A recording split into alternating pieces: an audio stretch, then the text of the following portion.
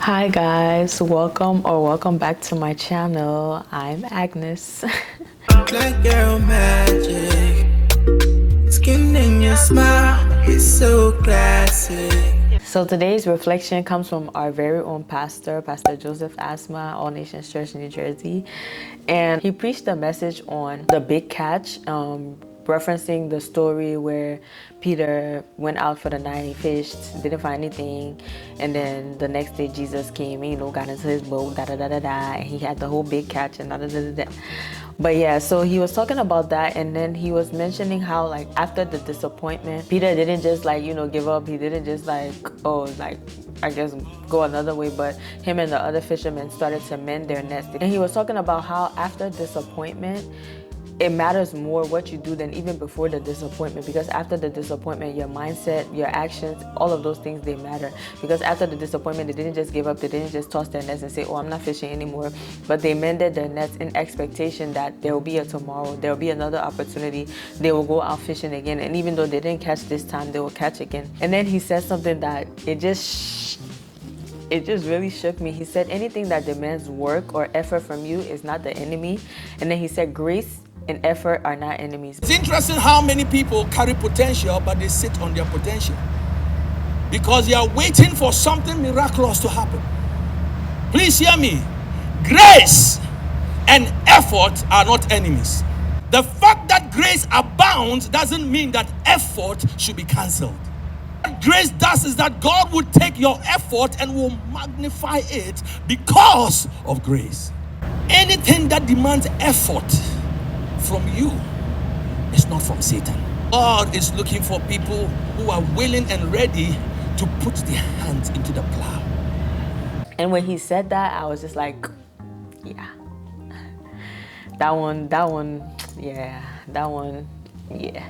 touched me, because I remember I had this phase in my life where I was like, oh, I want to live soft life. I want to live the soft life. I just want to enjoy life. I just want to breathe, but I also had to come to the realization that all of the people that you see living a soft life, an actual soft life, because they have people who are pretending to be living a soft life, but the life is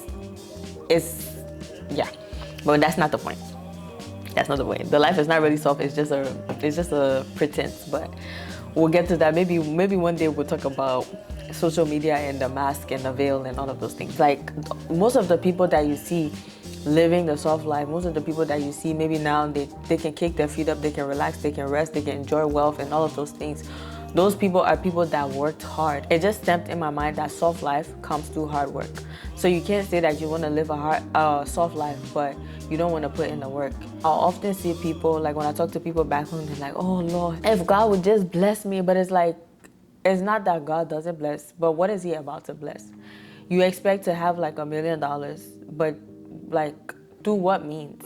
Of course, maybe somebody could just meet you on the street and give that money to you, but what if you had a business and you were putting in the work from that business? God would see your effort, and then grace would meet you, and that's how he would establish the works of your hands. He would cause you to become wealthy through that means. I'll often see people that are like, oh, I just want to leave Liberia, but then, like, you're not doing anything to try to leave Liberia. You're not looking up schools. You're not even looking up the schools. Before I even say applying to the schools, you're not looking for opportunities anywhere, but you're just expecting somebody to come out of the blue to lay that opportunity on your lap. I'm not saying it doesn't happen, but most of the time when you put in the hard work, that's where God is able to meet you. And I had to break out of the laziness mentality, because that's something that I had.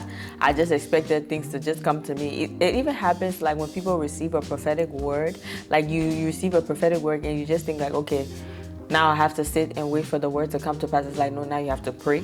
Now you have to get to work. If there's something on your part that you have to be doing, you have to start doing it, because we often have a part to play.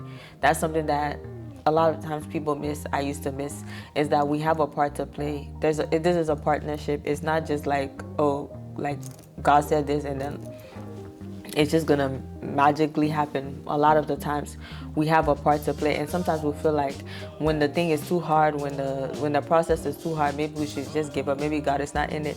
We feel like things that give us a hard time to do is not for us, or maybe is the enemy, this is the enemy and da da da da. But it's like, no, God wants you to push through. God wants you to put in the work. God wants to see that you're determined. In Bible study, Pastor Gospel was teaching us just this past Wednesday that God sees your God sees your dedication to Him even in weariness. So even if you might be feeling weary, even if you might be feeling like, Lord, I want to give up like ASAP, God sees that effort that you're putting in, and in due time He will bless it. But you have to put in the effort. Soft life doesn't just come, it doesn't just land in your lap. It actually comes through you putting in the effort. That's how, you get things, by working. Even as Pastor was saying, like after the disappointment, it's so easy to just be like, yeah, I'm not doing this anymore. I'm not getting up anymore. I'm not putting in any effort anymore. I'm not doing it. But it's when God sees that, okay, like you put your trust in Him more than anything else. When God sees that you put His will above your will, He will come and meet you at that place. So even if you're somebody that's been working and you're like, God, when? You've been working, you've been putting the effort, you're like, God, when? Don't worry, God is going to meet you at the place of your efforts. But yeah, I just wanted to hop on and share that. Okay, peace out.